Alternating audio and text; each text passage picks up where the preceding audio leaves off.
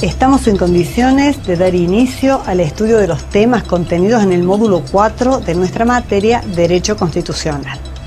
Como es costumbre, solemos hacer un previo repaso de lo que es la estructura general de la materia para ubicarnos acabadamente en los temas que vamos a estudiar ahora. Vamos a ver los objetivos generales de nuestra materia. Hemos tratado de aprender el proceso de formación de la Constitución Nacional y del derecho constitucional. Hemos tratado de visualizar la Constitución Nacional como la norma jurídica base o fundamental de nuestro sistema jurídico. Hemos tratado de derivar de la Constitución Nacional el resto de las normas y principios que van a conformar el orden jurídico del Estado. Afirmamos a la Constitución como la máxima garantía del efectivo goce de los derechos humanos para todos los habitantes. Hemos aprendido sobre la organización del Estado Nacional. Hemos también intentado conocer el derecho constitucional en general, específicamente sobre el constitucionalismo. Nos adentramos en el estudio de la Constitución Nacional, específicamente en el poder constituyente y de reforma, los antecedentes históricos de la Constitución, cuál es su carácter, los caracteres, la tipología, creencias constitucionales y el preámbulo. Hemos visto la supremacía constitucional y el control de constitucionalidad. Estudiamos el Estado argentino, el sistema de Estado federal argentino y el sistema financiero de nuestra Constitución. Vimos también las declaraciones, derechos y garantías, específicamente los derechos constitucionales, las garantías de la libertad, las limitaciones a los derechos y garantías, el gobierno argentino, el régimen representativo y republicano, la división de poderes o funciones en la Constitución. Vamos a tratar de diagramar esto que acabamos de decir en el esquema general de la materia. Iniciamos por el estudio del Estado argentino, cómo nace la Constitución Nacional, hemos visto la organización del Estado federal y el sistema financiero. Hemos analizado el derecho constitucional como ciencia jurídica, la Constitución, nos hemos detenido en analizar los antecedentes históricos y ver la conformación de la Constitución argentina. De la Constitución Nacional nos hemos detenido, primera parte, declaraciones, derechos y garantías. Hemos visto los derechos constitucionales, las garantías de la libertad, las limitaciones a los derechos y garantías. Nos corresponde también ver el gobierno argentino, el régimen representativo republicano. Específicamente estudiamos el poder legislativo, el poder ejecutivo y el poder judicial. Ahora bien, vamos a adentrarnos en los temas específicos del módulo 4. Vemos los objetivos. Tenemos que comprender y distinguir la forma representativa y republicana de gobierno. Vamos a derivar del sistema representativo la participación popular en la toma de decisiones públicas, según los instrumentos que crea nuestra Constitución. Vamos a conocer los institutos del sistema representativo, en especial partidos políticos y sufragio. Vamos a aprender cuáles son los mecanismos de participación ciudadana incorporados al texto constitucional, específicamente en 1994. Vamos a tratar de identificar los pilares fundamentales de la República que permiten reconocer este sistema respecto de otros sistemas de gobierno, en especial la división de funciones en departamentos, legislativo, ejecutivo y judicial. Cómo se estructura un esquema de funciones propias, exclusivas, de colaboración entre poderes y de control con la consiguiente prohibición de facultades extraordinarias. Vamos a conocer el derecho a la revolución en defensa del orden constitucional y la pérdida de la República por medio de los golpes de Estado. Estudiamos específicamente el Congreso de la Nación como titular del Poder Legislativo. Comprendemos su estructura, conformación, representación y la función legislativa. Nos acercamos al Poder Ejecutivo para conocer su conformación, la elección y mandato, la manera en que se debe cumplir el rol de la figura presidencial en la distinción constitucional del poder político. Tratamos de visualizar la figura del jefe de gabinete de ministros y los ministros en general. Vamos a conocer la función del presidente de la Nación en ejercicio de sus liderazgos. Vamos a comprender la constitución y funcionamiento del Poder Judicial como un poder de naturaleza diferente a los dos anteriores. Resaltamos su rol como custodio de la Constitución por medio del control de constitucionalidad de las leyes y actos. Nos adentramos en el conocimiento de los órganos de control incorporados recientemente. Bueno, vamos a ir desarrollando en partes todos estos objetivos que nos hemos propuesto aprender a lo largo de este módulo. En la segunda parte de la Constitución, la parte orgánica, específicamente se ha tratado cómo está formado el Estado argentino, cómo se conforma el gobierno argentino. Hemos visto en el módulo 2 la forma de Estado como Estado federal. Distribuimos el poder en el territorio. Ahora vamos a estudiar cómo se conforma la forma del gobierno que ha elegido nuestra Constitución para nuestro Estado nacional. Vamos a ver, según lo dispone el artículo 1, que la nación argentina adopta para su gobierno la forma representativa, republicana y federal. Vamos a ver cómo de ella se deriva la existencia de tres poderes, la división del poder o división de funciones, legislativo, ejecutivo, judicial, y vamos a ver también los organismos de control. Este es, en síntesis, el esquema general de este módulo. ¿De qué hablamos cuando hablamos de formas de gobierno? Hay una cantidad de clasificaciones, no solo de autores de derecho constitucional, sino también específicamente de autores de ciencia política. Si nos remontamos a la antigüedad, vamos a ver cómo Aristóteles acertó con una gran clasificación de las formas de gobierno. Él dijo que las formas puras eran tres: monarquía, aristocracia y democracia. Dependían de cuántas personas ejercen el poder y cuál es el fin perseguido. ¿Qué decía Aristóteles? La monarquía es el gobierno de uno solo para el bien común. La aristocracia es de un grupo, de una élite, también con la misma finalidad, al igual que la democracia tiene como objetivo la prosecución del bien común, pero ya es el gobierno del pueblo, de la generalidad. Aristóteles también decía que cuando ese fin del bien común, digamos, se trocaba, se transformaba en una persecución de un interés de personal o de un grupo, de una élite, estas formas puras degeneran en formas impuras. La monarquía degenera en tiranía, la aristocracia en oligarquía y la democracia en demagogia. Fíjense ustedes los años y años que tiene esta clasificación y sin embargo podemos tomarla como una clasificación vigente. Maurice Duverger, por citar otro autor de los tantos que hay, hablo de democracias clásicas, democracias contemporáneas y del régimen autoritario paternalista. Él describió de alguna manera las formas de gobierno que hubo en su época. Las democracias clásicas dice que pueden ser parlamentarias o republicanas. Las dictaduras contemporáneas, que había muchas, sobre todo en la década del 40, del 50, eran de derecha o de izquierda, pleno auge del comunismo. Y el régimen autoritario paternalista lo vio en el fascismo, por ejemplo, y en el falangismo, en Portugal, en España. En la actualidad podemos coincidir en una buena clasificación, no la única, pero una buena para tener en cuenta. Podemos clasificar el presidencialismo, el parlamentarismo y el semipresidencialismo como las formas, digamos, más generalizadas. El presidencialismo es una forma de gobierno que tiende a centralizar funciones fundamentalmente en una persona, que es el presidente de la nación. Se lo toma como jefe de Estado y como jefe de gobierno. En el parlamentarismo, puede ser el parlamentarismo de origen monárquico, hay monarquías parlamentarias, por ejemplo, Inglaterra, hay otras, Holanda, por ejemplo, tienen un rey, España, pero este rey va a tener una figura, digamos, como jefe de Estado. No tiene atribuciones de gobierno, sino que el gobierno va a estar centrado en el Parlamento, que va a formar gobierno a través de, fundamentalmente, un llamado presidente o un primer ministro o un canciller. También hay parlamentarismos que no son de origen monárquico, sino parlamentarismos puros, donde se forma el Parlamento y del Parlamento se forma el gobierno, a través de un primer ministro, un presidente o un canciller. El semipresidencialismo, si bien conserva la figura presidencial, intenta darle una mayor participación al Congreso, que puede, por ejemplo, propiciar votos de censura respecto de alguno de los ministros.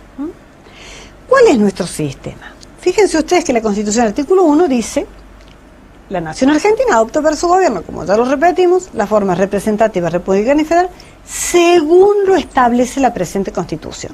Si queremos saber cómo es representativo nuestro sistema y cómo es republicano, tenemos que ir al artículo de la Constitución y ahí ir desgranando cuál es el esquema de estos dos sistemas, el representativo y el republicano. ¿Cuáles son los artículos más trascendentes a la hora de ver esto? El artículo 1, el 5, que habla del sistema federal, el 22, que habla del sistema representativo, lo vamos a desarrollar, 44, fundamentalmente la formación del Congreso, 87, la creación del presidente, el Poder Ejecutivo, y el 108, la creación del Poder Judicial. Entonces, el gobierno argentino se centra en la formación del régimen representativo. Cuando hablamos de régimen representativo, estamos hablando de una democracia indirecta. La democracia directa nos remite a la antigüedad, a, digamos, la posibilidad de la Grecia antigua, de la polis, de la ciudad-estado, donde los hombres libres debatían y tomaban resoluciones sobre las cuestiones de gobierno. Por supuesto que en la actualidad la extensión territorial, la complejidad y la población, la complejidad de los asuntos de gobierno hacen imposible el ejercicio de la democracia directa. Sí o sí nos hace falta ir hacia una democracia indirecta. Hablamos de democracia indirecta cuando el pueblo, en ejercicio de su poder soberano, va a participar de la elección de sus representantes. Hay una serie de teorías sobre esta representación. ¿Cuál es el vínculo entre el elector y el mandatario? Muchos han creído ver una réplica del contrato de mandato, es decir, hay un mandante, un mandatario y una voluntad que debe realizarse. Es muy difícil aplicarla a la teoría política, porque no hay posibilidad de rescindir este contrato, porque no hay posibilidad de indemnización en caso de incumplimiento, por ejemplo. Muchos autores han dicho que es una suerte de una ficción jurídica pensar que hay un vínculo entre la persona que elige, el votante, el sufragante y el representante. En verdad, es un vínculo que tiene que ver con la ficción política porque no estamos en condiciones, quienes elegimos, de reclamar de manera directa a nuestro representante que actúe de una forma determinada o que tome tal o cual decisión y no otra. Por eso se habla en la actualidad de crisis de la representación, de la cual, por supuesto, nuestro país también es tributario. Hemos visto situaciones donde hemos votado, por medio del sufragio, diputados de un partido político y una vez que son electos pasan a conformar parte de otro partido político, ¿no?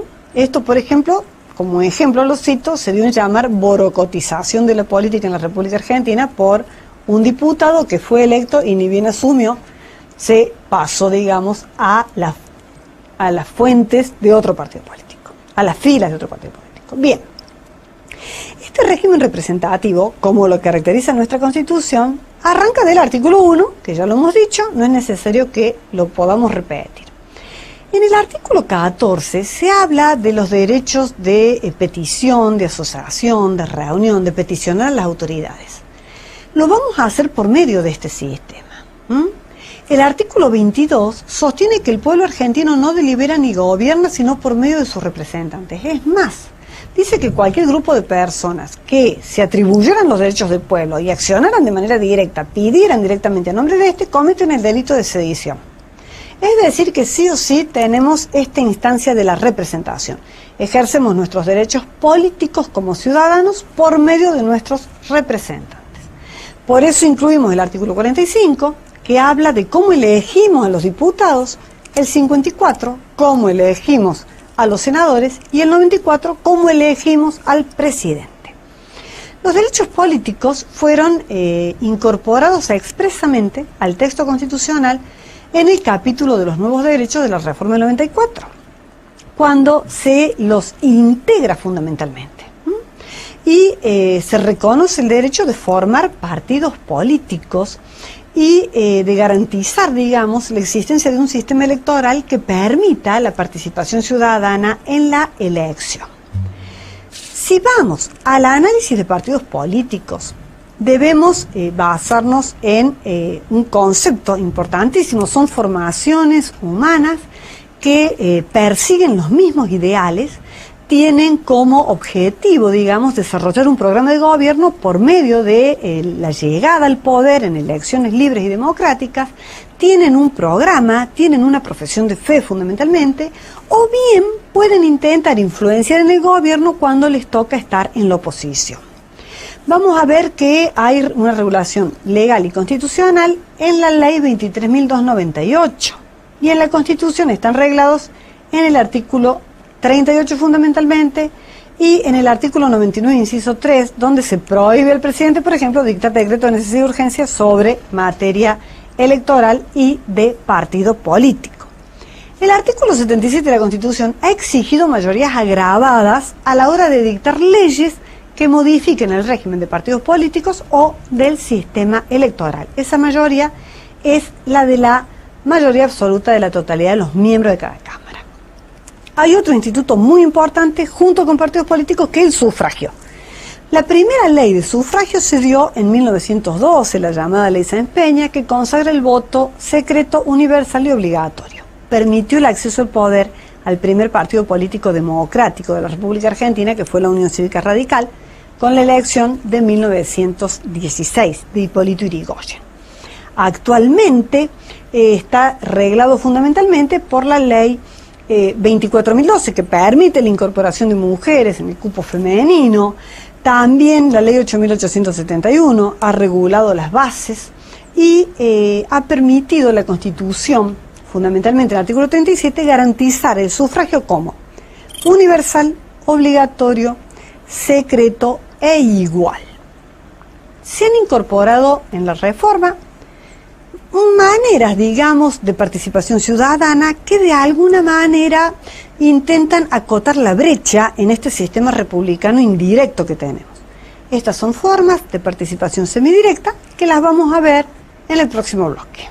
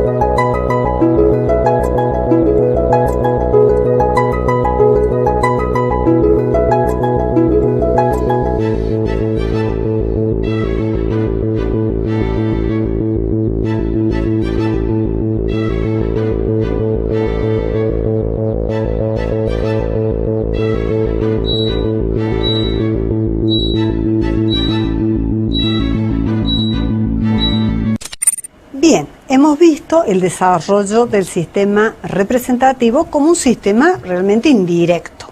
En la reforma del 94 se incorporaron algunos institutos que intentan acercar de alguna manera la participación popular a la toma de decisión del gobierno. Por eso se incorporaron fundamentalmente la iniciativa popular y la consulta popular. Esto se hizo a través del artículo 39 y del artículo 40, reglamentado por ley 24.747 y 25.432. Son de muy difícil ejercicio. En virtud del derecho de iniciativa popular se le permite al cuerpo electoral presentar un proyecto de ley, pero los requisitos exigidos son cuantiosos y los temas sobre los que no se puede iniciar son temas realmente interesantes. Se ha prohibido iniciarlo sobre materia penal, electoral, de partidos políticos, de reforma constitucional, de materia impositiva, o sea, se ha acotado mucho la posibilidad de la presentación del proyecto de ley. Y la consulta popular se ha diseñado para que pueda ser convocada por el Congreso, por medio de la Cámara de Diputados o por el presidente. En el primer caso puede ser vinculante, es decir, se somete al pueblo la consideración de un proyecto de ley. Y en el segundo caso, prácticamente es una consulta de tipo político, que lo lleva a cabo el presidente y que el voto no es obligatorio y el resultado no es vinculante. Hay también temas interesantes para analizar no solo se participa políticamente por medio, digamos, del sistema electoral, partidos políticos, sufragio, etcétera, sino que también hay muchas maneras de influir en el poder, indirectamente, no por estos sistemas, sino por lo que se llama, digamos, grupos de presión o factores de poder. Piensen en los sindicatos, en las asociaciones empresarias, piensen en la prensa inclusive. El régimen republicano se ha diseñado de una manera muy específica a lo largo del articulado de nuestra Constitución. ¿Cómo se ha caracterizado? Fundamentalmente con el reconocimiento de los derechos políticos que venimos desarrollando en el artículo 37. Este régimen republicano va a tener una serie de pilares o principios que van a ir conformando su identidad. Vamos a ver que en general los principios republicanos son iguales para todas las repúblicas, pero pueden darse en mayor o menor medida. El hecho de que algunos se den en mayor o menor medida no hace que podamos decir, no, esto no es una república, salvo, a mi entender y por mi criterio, la libertad de expresión. Sí o sí debe haber libertad de expresión. ¿Cuáles son estos principios o pilares de la república y cómo están volcados en la Constitución de la Nación? Bien, primero y principal, respeto a los derechos del hombre. Están los derechos enumerados y no enumerados que hemos visto en el módulo anterior. Se debe garantizar la igualdad de los hombres frente a la ley. Esto está consagrado en el preámbulo y en el artículo 16. Hablamos de un origen popular del poder, es decir, tiene que haber participación ciudadana en la conformación de los órganos de gobierno. Lo acabamos de ver, a través del sufragio, partidos políticos, etcétera. Es exigible la periodicidad de mandatos. La perpetuidad en el poder atenta contra la república. Por eso tenemos, digamos, mandatos acotados para diputados, para senadores, para presidente con prohibición de las reelecciones sucesivas. Ya lo vamos a ver. Hemos exigido también la responsabilidad de los funcionarios públicos. Deben responder de sus actos con responsabilidad política, administrativa, civil y penal. Hace falta, digamos, que el pueblo conozca cuáles son los actos de gobierno. Por eso la publicidad de los actos de gobierno se exige también. Por ejemplo, el jefe de gabinete en el artículo 101 está obligado a informar al Congreso de la marcha del gobierno. La ley debe ser pública y se está tratando en el Congreso la ley de información pública. Viene un poquito demorada, pero tenemos la firme esperanza de que va a salir prontamente. También es imprescindible para la República la división y equilibrio de poderes. Ya lo dice Montesquieu, que el poder, digamos, corrompe. El poder absoluto corrompe absolutamente. Es imprescindible separar el poder en funciones. Si bien el poder del Estado es uno solo, es necesario que existan funciones con distintos estamentos, legislativo, ejecutivo, judicial, por lo general, con funciones propias y con funciones de colaboración y de control, que es un cuadro interesante que vamos a desarrollar. Hace falta también el principio de legalidad, es decir, hombres y autoridades sujetos a la ley. Por supuesto, la libertad de expresión como un derecho fundamentalísimo. La responsabilidad de los funcionarios generalmente se lleva a cabo, esta responsabilidad política, por medio del juicio político, que es un instituto reglado en la Constitución, artículos 53, 59 y 60. Se determina que la Cámara de Diputados es una cámara, digamos, que recibe la denuncia y que hace un análisis respecto de las causales del juicio político, que son mal desempeño, delito en el ejercicio de las funciones o por crímenes comunes. ¿Cuáles son los sujetos sometidos a juicio político? Presidente, vicepresidente, jefe de gabinete de ministros, ministros y los miembros de la Corte Suprema de Justicia de la Nación. La Cámara Acusadora es la Cámara de Diputados, la que inicia y debe hacer lugar a la causa. Entender que hay motivos suficientes en estas causales para que el juicio se abra. Necesita el voto de las 2/3 partes de los miembros presentes para acusar. Y la Cámara Juzgadora es el Senado. También necesita la misma cantidad de votos para destituir, porque el efecto del juicio político es quitar los fueros, destituir al funcionario sometido al juicio político. También podrá, en su caso, inhabilitarlo para el ejercicio de cargos públicos. ¿Cómo está funcionando la división y equilibrio de poderes en la Constitución? Hay una función legislativa, una función ejecutiva, una función jurisdiccional y una función administrativa. Vamos a ver en cabeza de quién, porque para saber, digamos, si estoy frente a un acto determinado. Si es ejercicio de función legislativa, ejecutiva, jurisdiccional o administrativa, tengo que preguntarme, ¿quién la llevó a cabo? ¿Cuál es el contenido de la función? ¿Y cuál es el procedimiento? ¿Quién la lleva a cabo? Bien, el Poder Legislativo. Primera, poder abordado por la parte orgánica de la Constitución.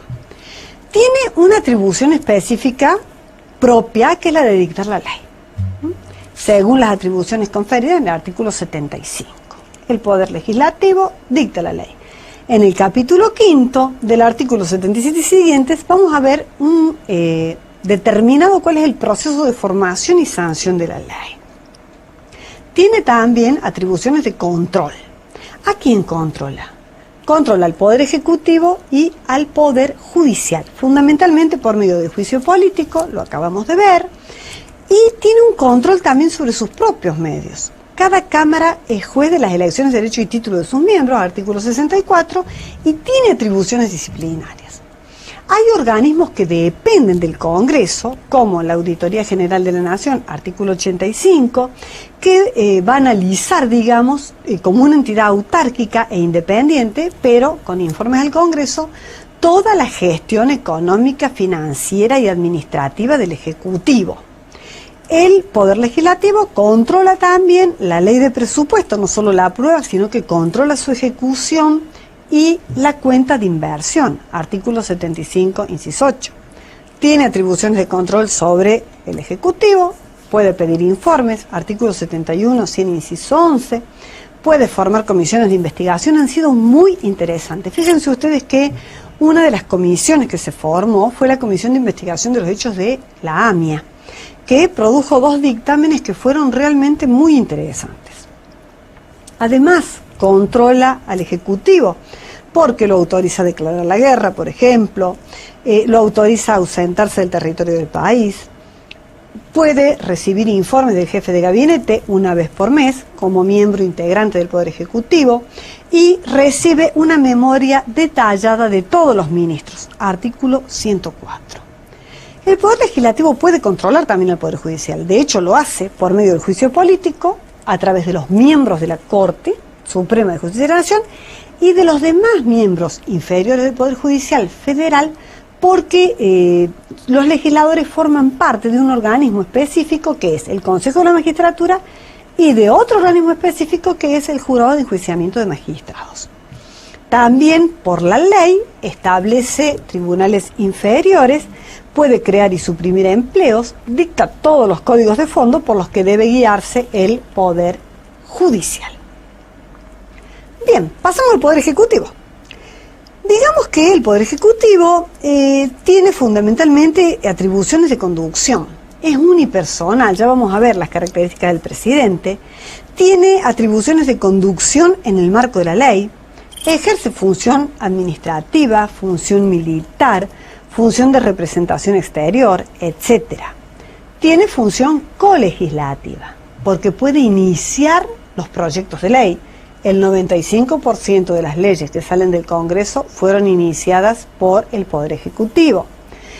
Promulga la ley una vez que es sancionada por el Congreso y la publica, la hace publicar. También tiene la función de veto, que es un control muy fuerte que ejerce sobre el Poder Legislativo. También tiene función legislativa propia, por llamarla de alguna manera, porque puede dictar reglamentos de necesidad y urgencia en casos extremos. Hay materias prohibidas, esto está arreglado en el 99, inciso 3, y tiene también reglamentos delegados, artículo 76.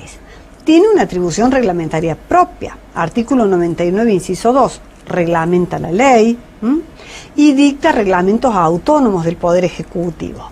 También el jefe de gabinete en el inciso 2 del artículo 100. Ejerce función jurisdiccional el presidente, si bien por el 109 tiene prohibido arrogarse el conocimiento de causas judiciales pendientes o restablecer las fenecidas, tiene una suerte de función jurisdiccional, pero es meramente disciplinaria respecto de sus empleados. puede aplicar sanciones, puede resolver recursos, pero está todo dentro de lo que es la función administrativa. En virtud del artículo 99, inciso 5, puede indultar y conmutar penas. Tiene también un control sobre el Poder Legislativo. Marcamos el veto, artículo 80 y 83, y puede reglamentar las leyes. De hecho, las reglamenta, artículo 99, inciso 2, no puede modificar la ley al reglamentarla, pero la reglamenta. Y además convoca sesiones extraordinarias, artículo 63 y 99, inciso 9.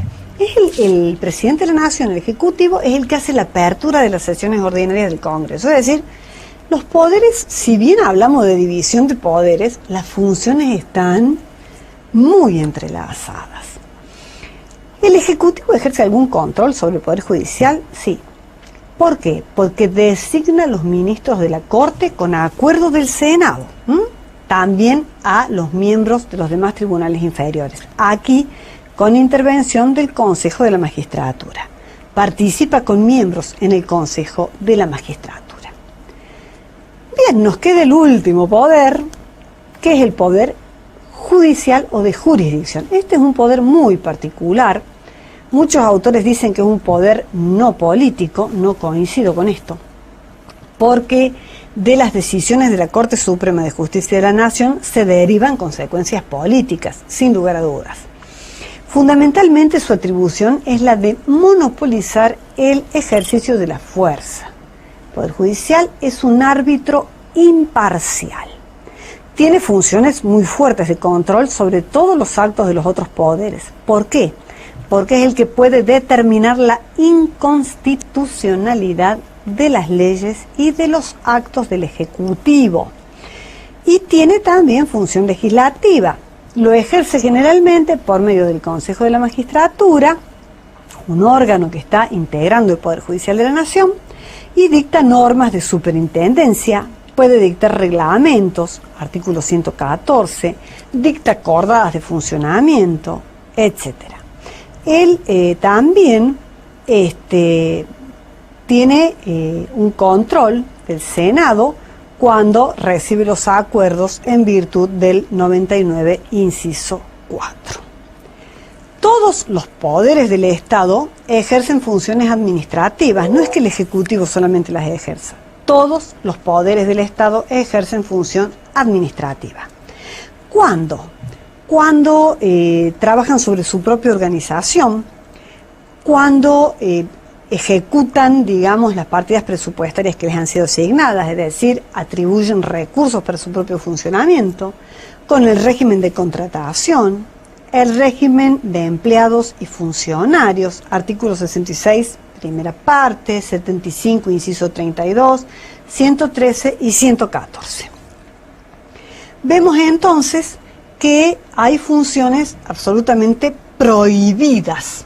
No es solo que hay funciones coordinadas, funciones exclusivas, hay funciones también prohibidas. El artículo 21 de nuestra Constitución ha dispuesto, con una suerte de reminiscencia histórica respecto del gobierno de Rosas, que el Congreso o las legislaturas provinciales tienen prohibido otorgar a persona alguna prerrogativas o, digamos, la suma del poder público que generen sumisión de los derechos de los argentinos, en virtud de la cual el honor, la vida o la libertad de los argentinos queden sometidos al arbitrio de persona alguna.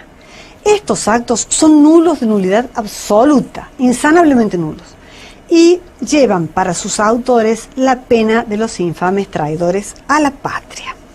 Esta pena está establecida en el artículo 227 del Código Penal. Ya hemos hecho una introducción fuerte de lo que es el sistema representativo republicano y hemos visto más o menos cómo se coordinan las funciones de los poderes en nuestro sistema republicano. Vamos a seguir desarrollando estos temas en el próximo bloque después de una pausa.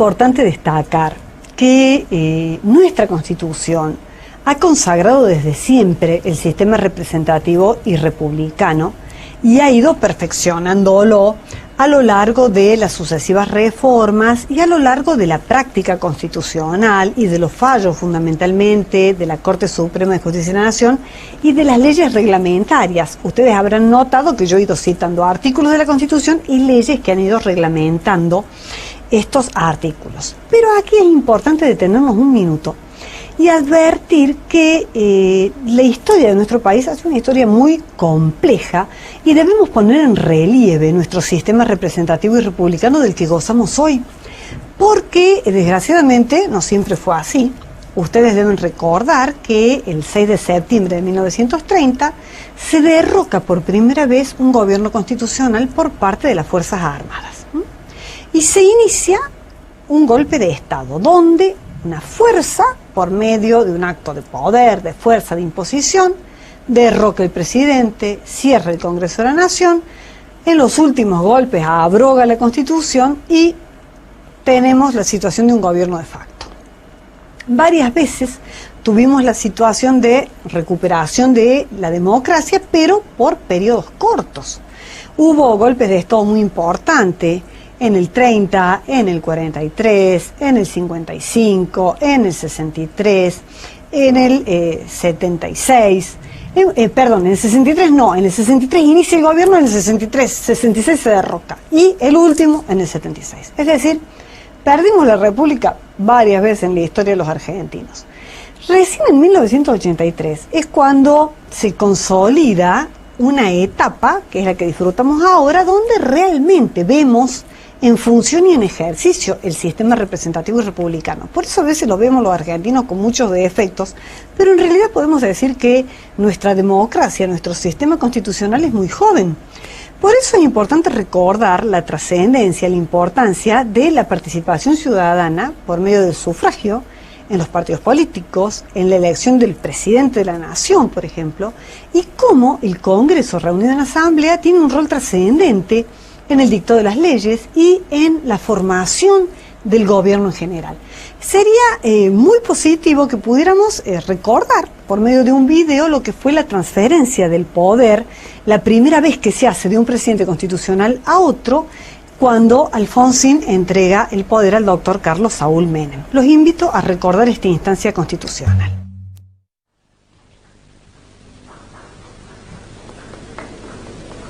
El doctor Raúl Ricardo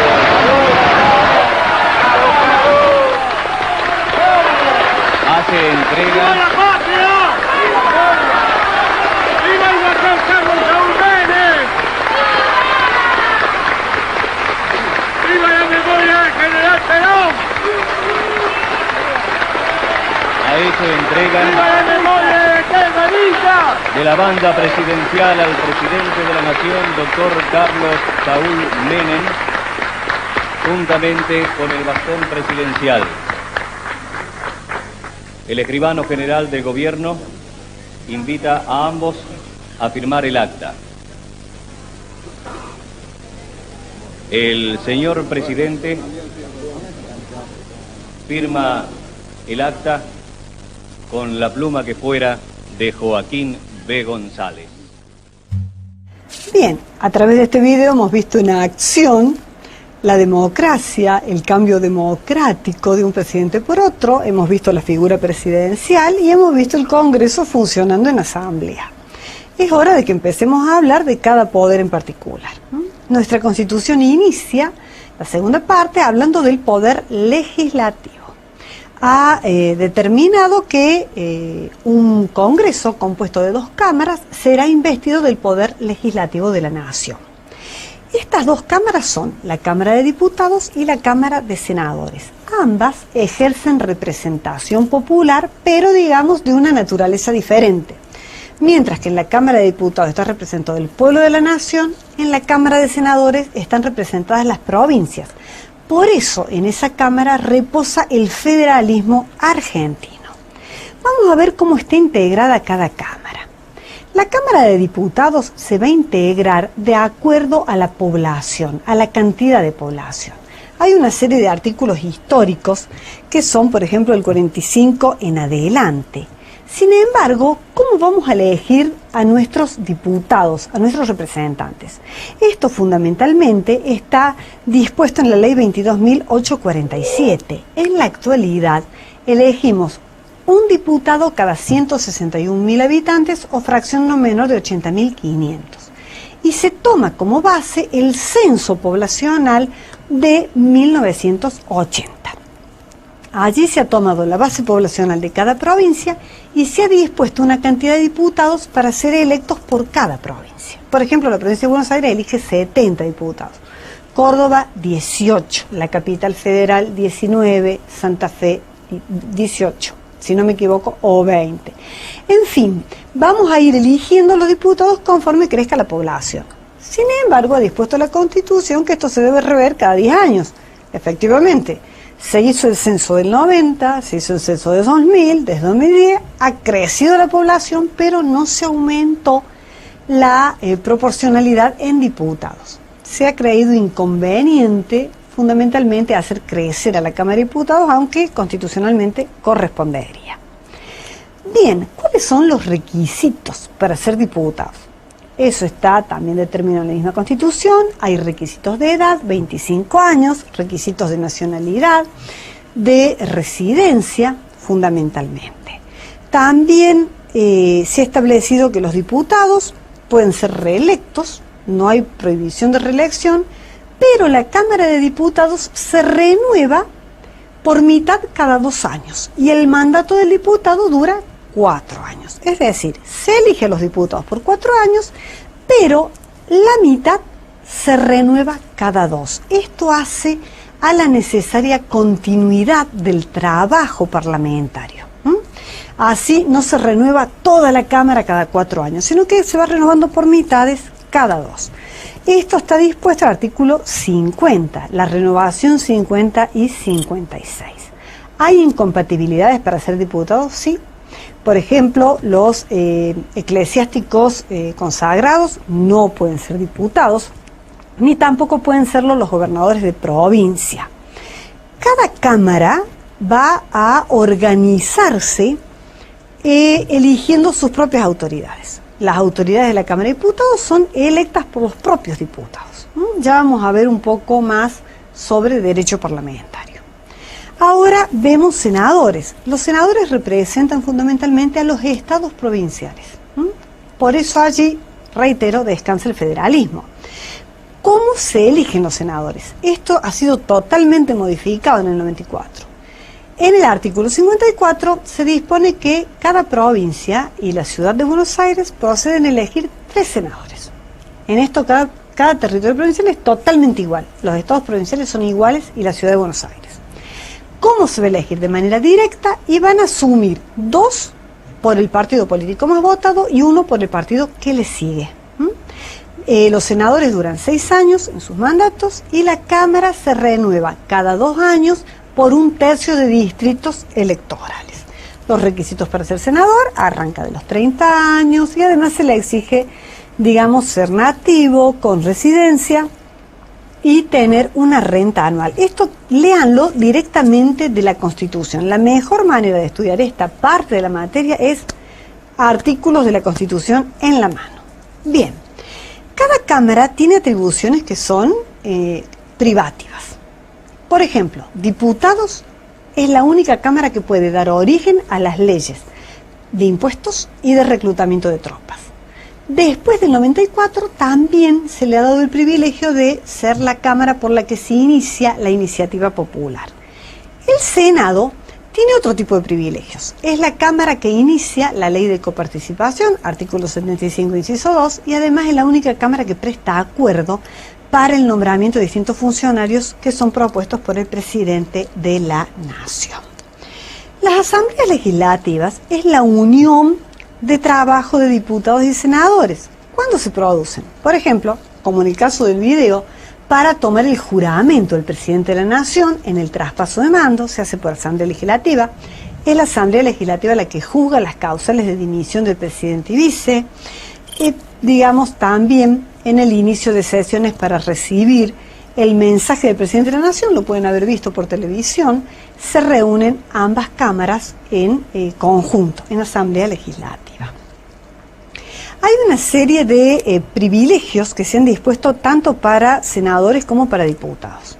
No pueden ser arrestados, salvo flagrancia. Cada cámara tiene privilegios comunes, dictan su propio reglamento, que es la organización interna de cada cámara. Cada cámara puede sancionar a sus miembros por desórdenes de conducta o aceptar la renuncia que ella hagan. Si se formara querella, es decir, un juicio respecto de un diputado, el Poder Judicial debe pedir el desafuero a la Cámara y es la Cámara la única que puede producir el desafuero del legislador. Ahora bien, ¿cómo se regula el funcionamiento del Congreso? Por medio del derecho parlamentario. Las fuentes del derecho parlamentario son la Constitución y los reglamentos internos. Este derecho parlamentario va a ser el conjunto de principios y normas que regulan el funcionamiento de cada Cámara. Vamos a ver que el reglamento establece cuáles son, y la Constitución también, las sesiones. Las sesiones son ordinarias, se extienden por un periodo determinado, que lo ha dispuesto la Constitución de la Nación, el artículo 63, son simultáneas, ambas cámaras sesionan simultáneamente, una no puede entrar en receso sin la otra. Hay sesiones de prórroga, que es una extensión del periodo ordinario, y hay sesiones extraordinarias que son convocadas por el presidente. Los reglamentos internos han dispuesto la existencia de sesiones preparatorias, que son aquellas que van a ir organizando el funcionamiento de la Cámara. Es decir, que solo van a descansar prácticamente durante el mes de enero. En el resto del año van a estar abocados al trabajo en distintos tipos de sesiones. ¿Cómo se organiza cada Cámara? Cada Cámara se organiza por medio de los bloques políticos. Una vez que son electos diputados y senadores, se integran en los bloques de los partidos políticos que los han propuesto. No nos olvidemos que solamente los partidos políticos monopolizan la presentación de candidatos a cargos electivos. Va a haber generalmente un bloque justicialista, un bloque radical, un bloque de otras fuerzas políticas, del ARI, por ejemplo, del FREPASO en este momento, el bloque del peronismo federal, del Frente para la Victoria, etcétera, etcétera. Aquí van a confluir diputados de distintas provincias que tienen en común esa orientación política. Además, la Cámara, para funcionar, va a tener sesiones plenarias y va a trabajar en comisiones. Las comisiones reflejan la organización del plenario. Cada comisión va a estar conformada por un número determinado con una representación idéntica a la del conjunto de la Cámara, para no alterar las representaciones políticas y vulnerar así la voluntad popular. Hay comisiones, por ejemplo, la más importante, la de labor parlamentaria, que es la comisión que organiza la sesión. Se sesiona una vez por semana, por lo general, pero las comisiones van a ir reuniéndose. Las comisiones son agrupamientos de diputados o de senadores por materias temáticas. Las comisiones más importantes son las de Asuntos Constitucionales, Economía y Finanzas, Presupuesto y Hacienda, la Comisión de Población y Recursos Humanos, de Educación, de Salud, en fin, de Recursos Naturales. Hay una gran cantidad de comisiones, son cerca de 40 comisiones, que se dan en diputados y en senadores. Una vez que ingresa un proyecto de ley, ingresa por la sesión ordinaria.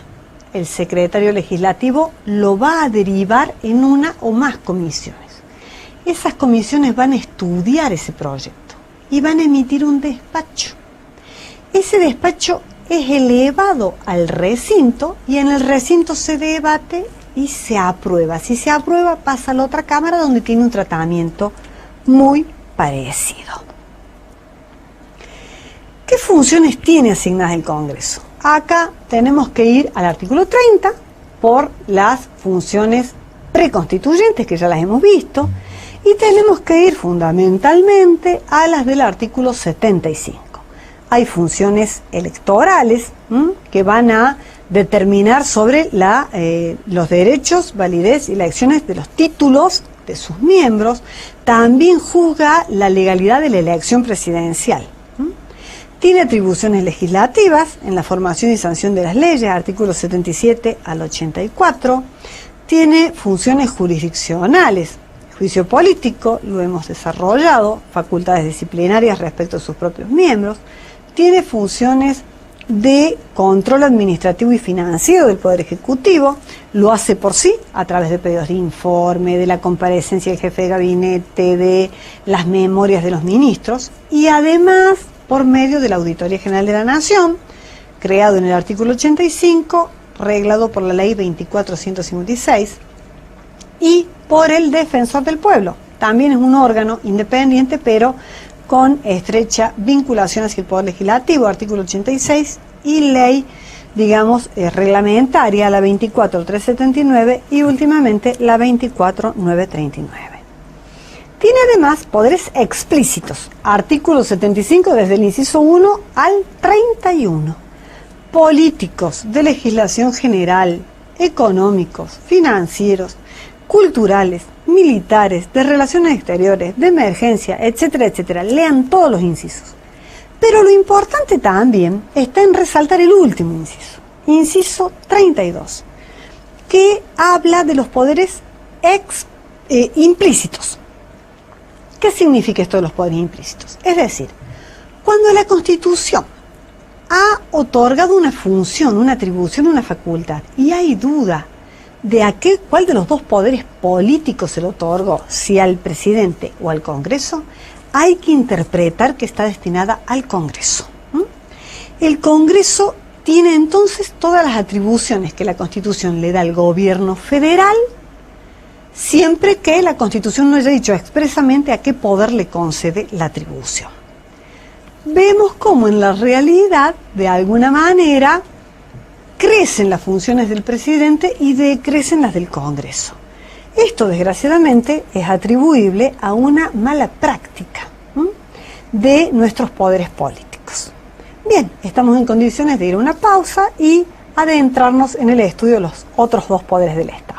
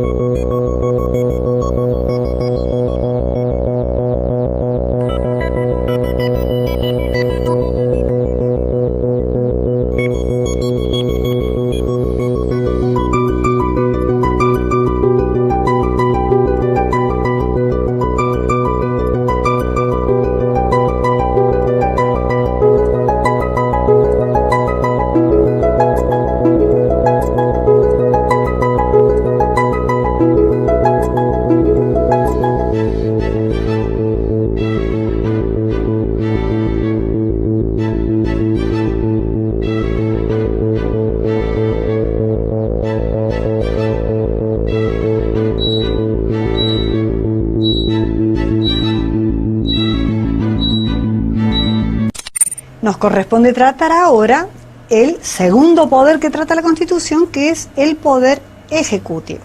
Habíamos comentado en el cierre anterior cómo hay una suerte de crecimiento de liderazgo en el poder ejecutivo en detrimento del Congreso de la Nación.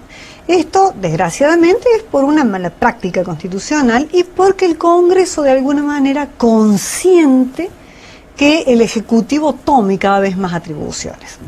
Espero profundamente, para el bien de la República, que se equilibre nuevamente el ejercicio del poder.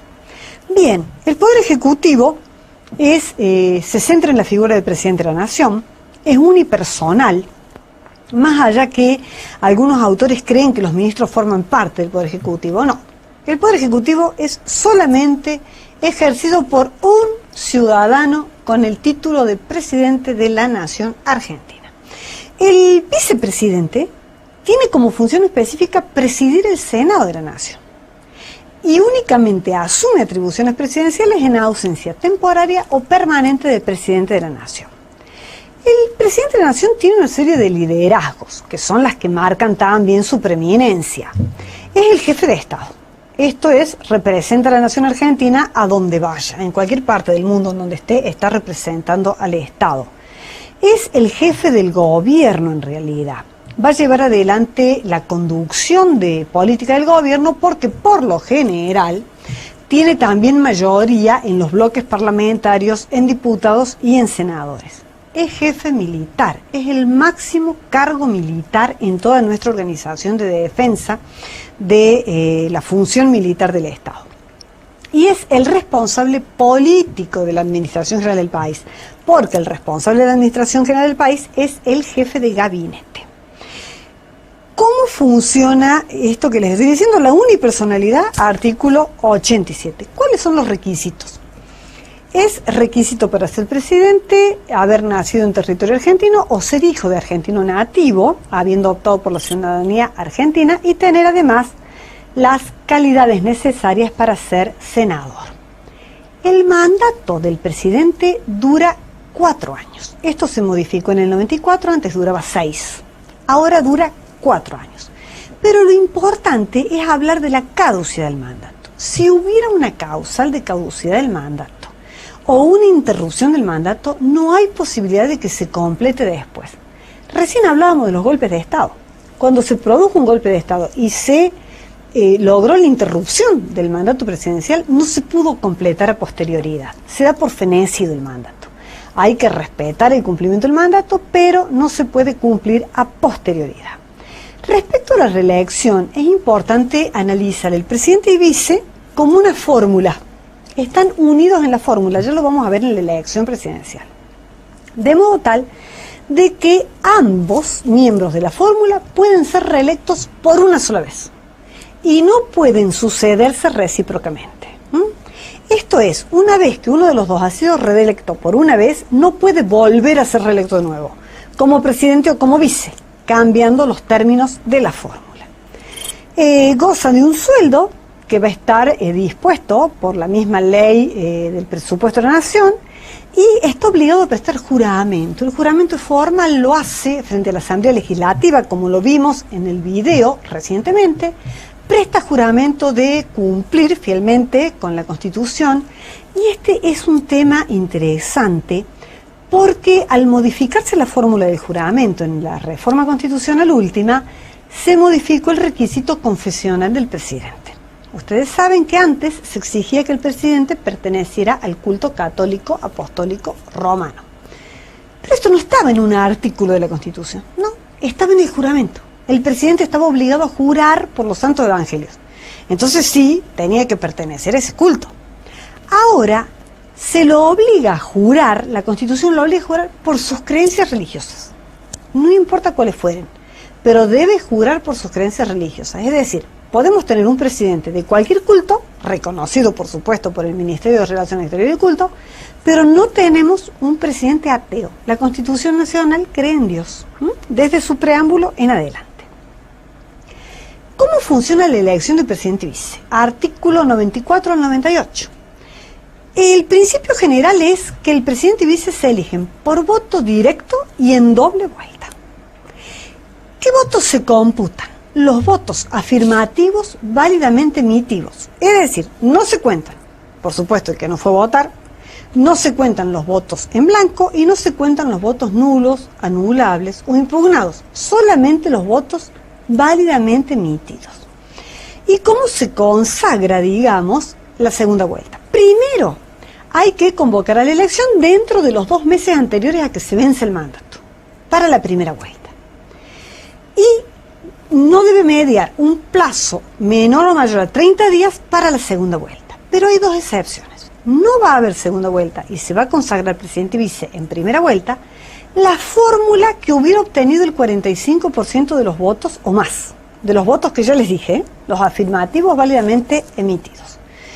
Si se hubiera obtenido entre 45 y 40 porcentual y la fórmula que le sigue tiene una diferencia de 10 puntos o más, tampoco hay segunda vuelta.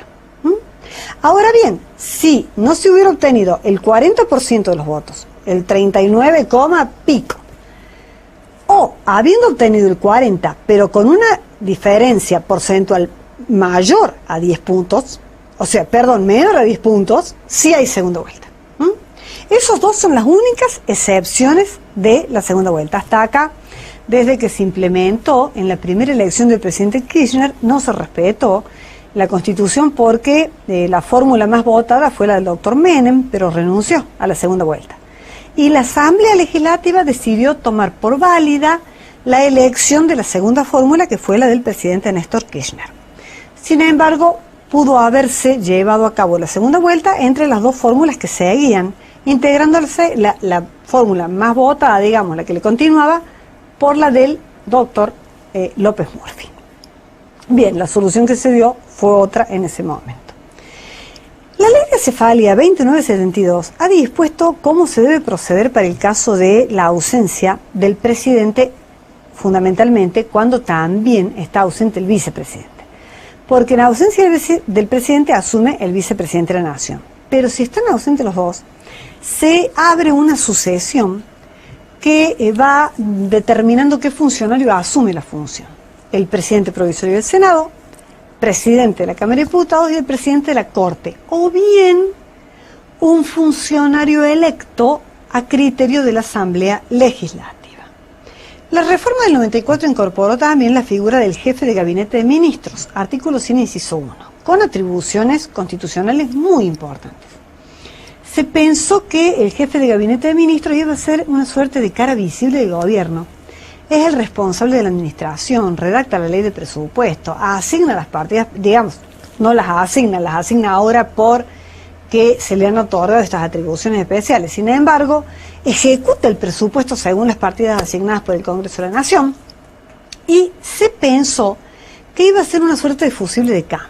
Frente a la crisis, se cambia el jefe de gabinete y queda incólume la figura del presidente de la Nación. Desgraciadamente, hasta acá no ha cumplido ese rol el jefe de gabinete. Ha quedado totalmente subsumido como un ministro más, como un ministro común, que no se destaca del resto de los ministros, reglados en el artículo 102 al 107. ¿Qué atribuciones tiene el Poder Ejecutivo? Ya hemos visto las jefaturas. Al ver las jefaturas, podemos ver rápidamente las atribuciones.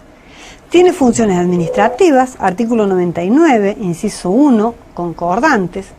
Tiene funciones militares, artículo 99, inciso 12 a 15. Tiene atribuciones colegislativas, artículo 76, 99, inciso 2 y 3. Tiene atribuciones de relaciones exteriores, artículo 99, inciso 11. Tiene atribuciones para dictar decretos de necesidad y urgencia, reglados por ley 26.122 y fundamentalmente artículo 99, inciso 3. Puede ejercer legislación delegada, artículo 76, inciso 3 del 99. Tiene atribuciones económicas financieras, artículo 99, inciso 10, 100, inciso 7. Tiene atribuciones de emergencia. Puede declarar el estado de sitio cuando se trate de ataque exterior, artículo 23, 61, 99, inciso 16 y 29. Y en caso de conmoción interior, en receso del Congreso, pero lo convoca inmediatamente. Puede también declarar la intervención federal en caso del receso del Congreso. Lo convoca inmediatamente. Artículos 75, inciso 31 y 99, inciso 20. Tiene también atribuciones de conmutación e indulto. Puede conmutar penas y puede indultar a condenados. Nosotros tuvimos un caso, el presidente Menem indultó a los miembros de la Junta Militar que habían sido sometidos a juicio y condena en la presidencia de Alfonsín y también a los jefes más importantes de los distintos grupos subversivos que tuvieron desarrollo durante la década del 70 en nuestro país. Nos queda por ver un poder muy importante, reitero. Muchos autores dicen, bueno, los poderes políticos son el Ejecutivo y el Legislativo. No comparto la visión. Entiendo que el Poder Judicial no gobierna, pero sí tiene atribuciones de orden, de política institucional sumamente importantes. El Poder Judicial de la Nación tiene una dimensión política en su organización trascendente, fundamentalmente por lo dispuesto en su conformación, artículo 108. Es el único poder colegiado que tenemos, está formado por distintos miembros que integran la Corte Suprema de Justicia de la Nación. Estos miembros van a ser designados a propuesta del presidente con acuerdo del Senado. En este sentido, su organización está reglada por la ley 26.183. ¿Qué requisitos se exigen para ser magistrado? Tanto para ser ministro de la Corte como para integrar los juzgados y tribunales inferiores, el artículo 111 exige que sean ciudadanos con el título de abogado y no menos de 8 años en el ejercicio. Este ejercicio no se toma como ejercicio profesional en un sentido lato, sino en un sentido amplio. Se puede haber ejercido la docencia o a algún cargo público cuyo requisito haya sido ser abogado. El nombramiento fundamentalmente depende del presidente de la Nación, está arreglado en el 99 inciso 4. Fíjense ustedes que aquí el presidente propone el candidato y lo somete a consideración del Senado de la Nación. Y es el Senado de la Nación quien aprueba el pliego. Durante la presidencia del doctor Kirchner se reglamentó por medio de decreto esta atribución presidencial. Fue un hecho muy importante porque permitió darle publicidad al proceso. El presidente selecciona, en este caso, un miembro, generalmente se busca que sea de lo más prestigioso para integrar la Corte Suprema, y lo somete dentro de lo que es el Ministerio de Justicia y Derechos Humanos a un proceso de estudio, de análisis, publica en los medios de comunicación masiva quién es el propuesto, cuál es su currículum, para que la gente pueda opinar sobre, digamos, las ventajas de designar a esta persona, sobre sus antecedentes, sobre su currículum, o bien para interponer algún tipo de objeción. Una vez que ha pasado un término prudencial que está dispuesto en la ley, esta propuesta, con todo ese análisis que se ha hecho de las, digamos, inquietudes que acercan organizaciones o personas individualmente, pasa al Senado. Y en el Senado hay una comisión especial que va a someter a análisis estos antecedentes: el currículum, la trayectoria, la calidad moral, la idoneidad que tiene la persona que pretende acceder a un cargo como ministro de la Corte. En ese caso también hay un proceso donde puede haber objeciones, donde el postulante puede defenderse, puede contestar esas objeciones y luego se somete a un acuerdo público. Antes era secreto el acuerdo, ahora es público. Bien, hay un punto fundamental que el Poder Judicial tiene en exclusiva, la posibilidad de dirimir los conflictos en la sociedad. Monopoliza el ejercicio de la fuerza por medio del poder de jurisdicción. Aplica la ley al caso concreto planteado y va a dirimir los conflictos. Para eso necesita una doble garantía de independencia. Una es la inamovilidad en el cargo mientras dure su buena función, y otra es la intangibilidad de sus retribuciones. No se les puede disminuir el sueldo. Para remover un ministro de la Corte es menester el juicio político. Y para remover otro juez, digamos, inferior, de los tribunales inferiores, hace falta una intervención del Consejo de la Magistratura y la intervención del Jurado de Enjuiciamiento de Magistrados. El Consejo de la Magistratura se creó en 1994.